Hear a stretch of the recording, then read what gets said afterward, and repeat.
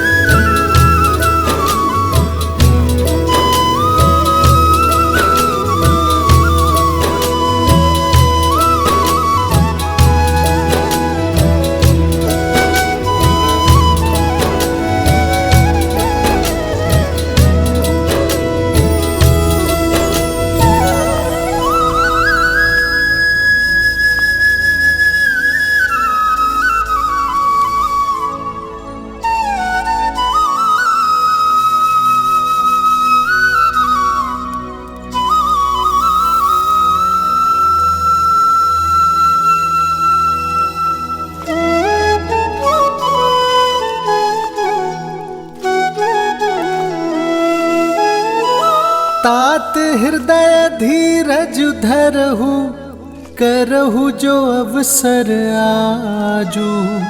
उठे भरत गुरु बचन सुनी, करन कहु सबु साजू।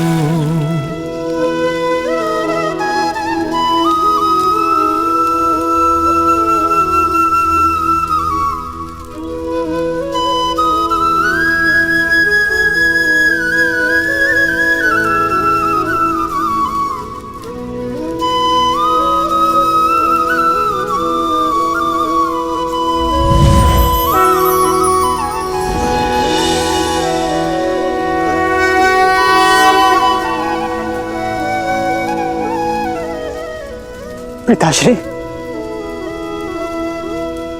पिताश्री!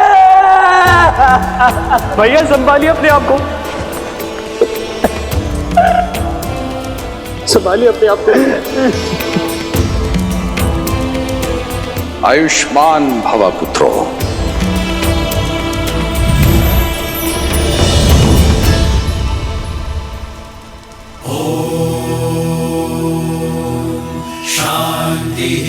शांति शांति अस्तु मा सद्गमय हंसो मा ज्योतिर्गमय। शांति शांति शांति।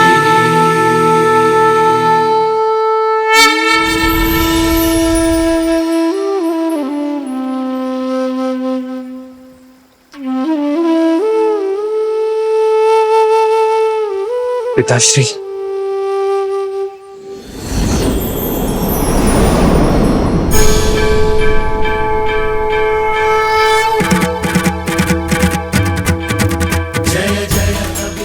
मैं प्रसन्न हुआ मनु, वर मांगो। एक ही अभिलाषा है प्रभु, आप हमारे पुत्र के रूप में जन्म लें। राम नाम सत्य है, राम नाम सत्य है प्रभु।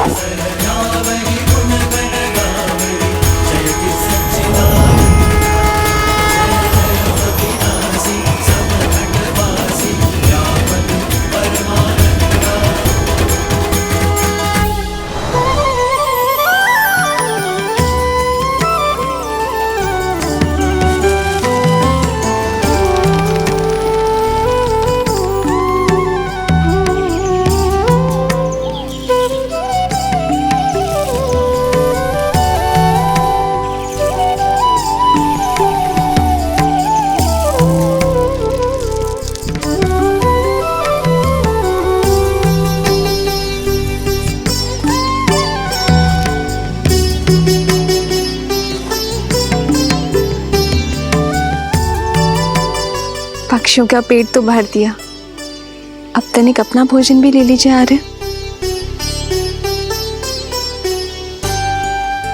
क्या देख रहे हैं आर्य? अपना सौभाग्य जो कदाचित अयोध्या के राजमहल में कभी नहीं देख पाता। कितनी सरलता से मिथिला की राजकुमारी होने का पद, अयोध्या की युवरानी होने की प्रतिष्ठा सब कुछ पीछे छोड़ तुम इस विषम परिस्थिति में ढल गई, एक वनवासिनी बनकर। वनवासिनी नहीं, आपकी संगीनी आ रहे। आप तो मेरे प्रेम है और मेरी प्रेरणा भी। लीजिए। तुम्हारा भोजन कहाँ है सीता? पहले आप ग्रहण कीजिए, फिर मैं करूंगी। ये कैसे संभव है जब प्रेम, पद और परीक्षा एक समान है? तो फिर ये भेद क्यों सीता? बैठो। जन्म जन्म का है ये संगम, राम रतन सीता वैभव धन। एक है पौरुष एक समर्पण, एक है रूप तो दूजा दर्पण। राम है लोचन सीता दृष्टि, राम है बादल सीता वृष्टि। राम सिया राम सिया राम सिया राम, राम सिया राम सिया राम, राम सिया राम सिया राम सिया राम, राम सिया राम सिया राम।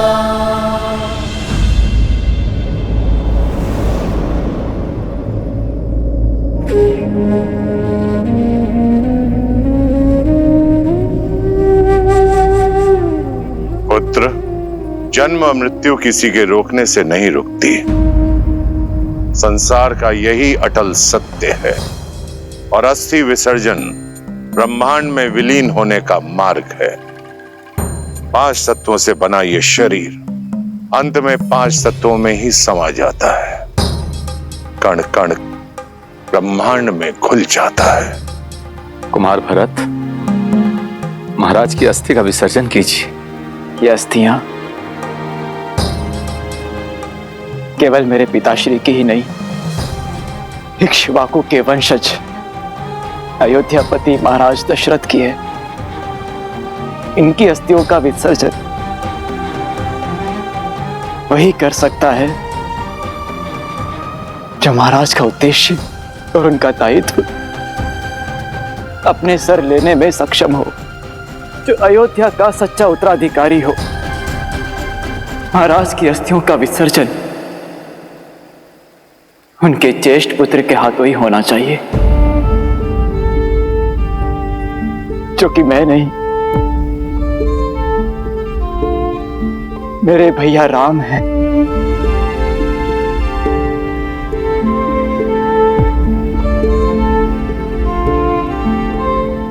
मैं रघुकुल कुमार भरत महाराज दशरथ की संतान रूपी प्रजा और उनकी पावन अस्थियों को साक्षी मानकर ये सौगंध खाता हूं कि श्री राम का ये दास वन में जाकर अपने देव तुल्य भैया राम,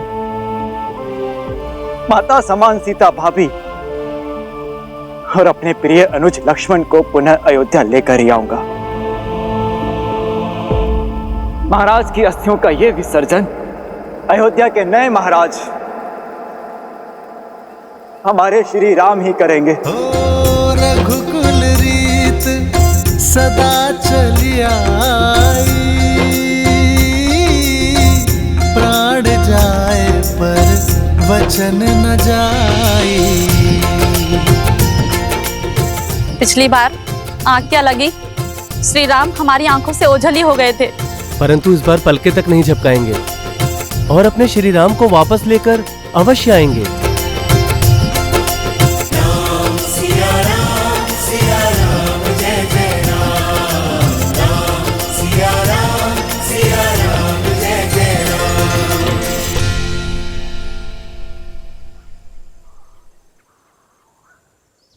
माता, आप दोनों रथ में बैठने की कृपा करें और हम इसी क्षण वन में जाकर अयोध्या की खोई हुई आशा, राम भैया, सीता भाभी और लक्ष्मण को पुनः ले आए।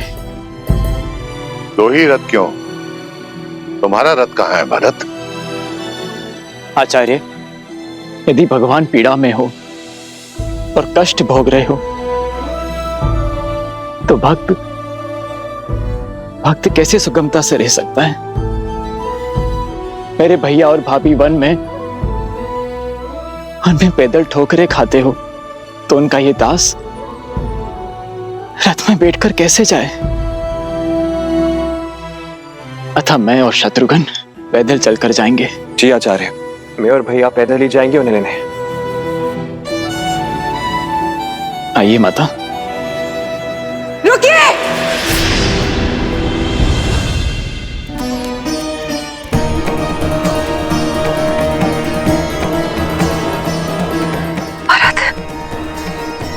मैंने कहा था ना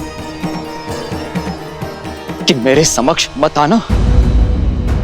तुम्हारे रोकने से ना ये धर्म रुकेगा, ना कर्म, और ना ही ये अयोध्या।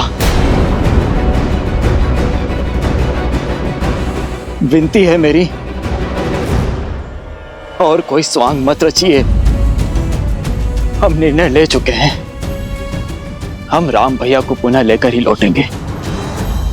मैं यहाँ आप सबको रोकने नहीं आई हूं, आप सबके साथ चलने आई हूं। जो अपराध मुझसे हुआ है उसे सुधारने आई हूं, अपने राम को लेने आई हूं। मेरा राम मेरे कारण यहां से गया ना, मेरे कहे बिना वो नहीं लौटेगा भरत।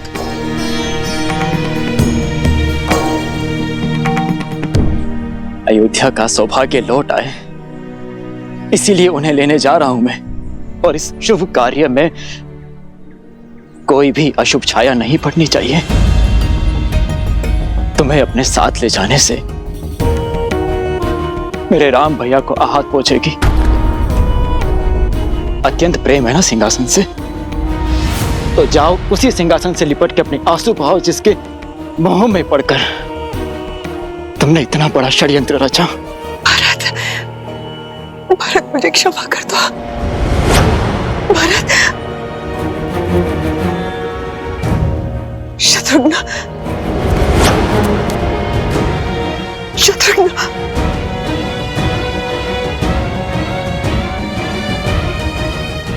दीदी, आप तो मेरा विश्वास कीजिए, मेरे हाथों बहुत बड़ा पाप हो गया दीदी। उस पाप को धोना चाहती हूँ।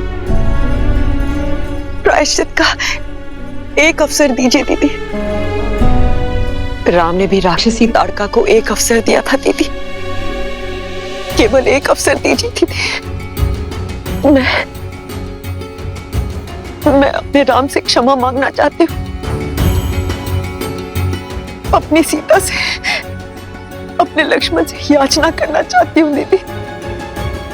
जिस वचन की डोर के कारण उन्हें वनवास जाना पड़ा, उस डोर को तोड़ना चाहती हूँ दीदी। मैं अपना वचन वापस लेना चाहती हूँ, केवल एक अवसर दीदी।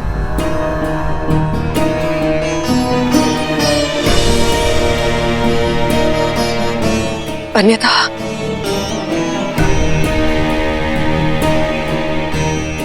मैं यही अपने प्राण त्याग दूंगी दीदी, मैं अपने प्राण त्याग दूंगी।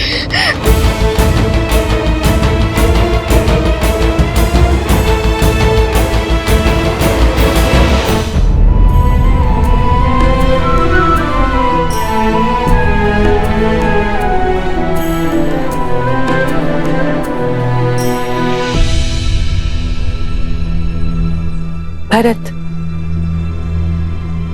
केके भी हमारे साथ जाएगी। किंतु मां,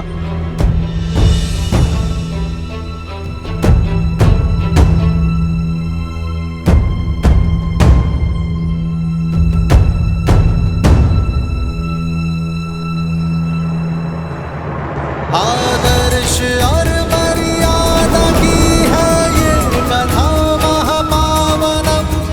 कांटे मद श्री से मिला दे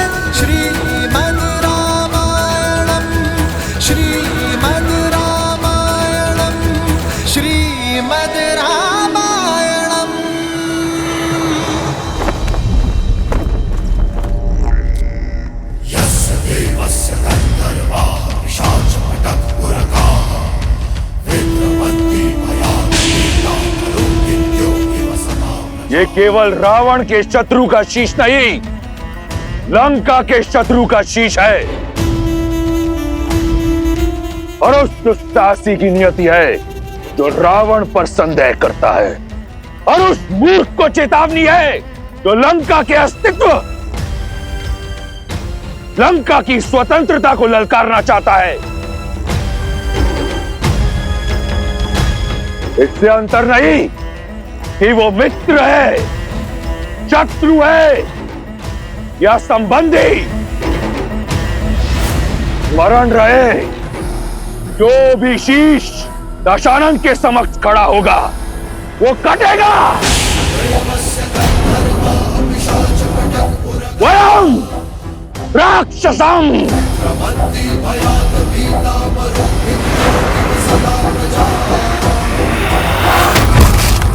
लंकेश दशानन की, लंकेश दशानन की, लंकेश दशानन की।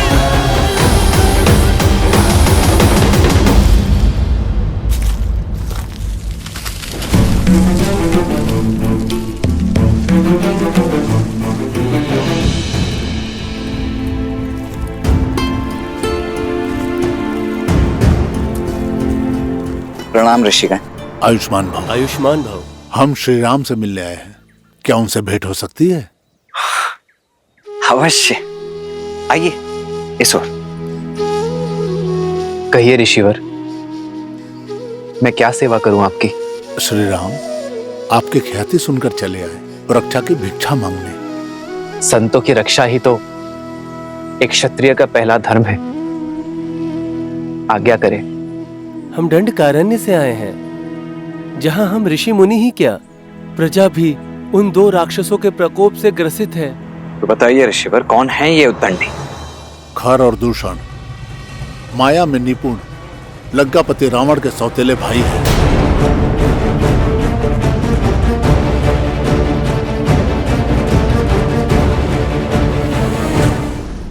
लंकापति रावण का केवल एक ही उद्देश्य है, भय और बल से संपूर्ण जगत को अपने अधीन करना। फिर चाहे धर्म और न्याय की बलि ही क्यों न चढ़े, आतंक की सीमा पार ही क्यों न हो जाए। श्री राम, जैसे आपने तारका वर्ण को ताड़का मुक्त किया, उसी प्रकार से हमारे वर्ण को भी खर और दूषण के आतंक से मुक्त कीजिए। प्रजा की सुरक्षा और संतों की सेवा ही रघुवंश की परंपरा है ऋषिवर। हम उनसे विमुख नहीं हो सकते। आप निश्चिंत रहिए ऋषिवर। मुझे विश्वास है कि चित्रकूट में कोई बहुत बड़ा उद्देश्य हमारी प्रतीक्षा कर रहा है। कदाचित इसलिए ऋषि भारद्वाज ने हमें यहां रुकने का परामर्श दिया है। यदि आपकी आज्ञा हो तो चित्रकूट में अपना उद्देश्य समाप्त कर हम कुछ दिनों बाद यहां से प्रस्थान करेंगे। जैसी आपकी इच्छा। शब्दों से अधिक महत्व और कुछ नहीं।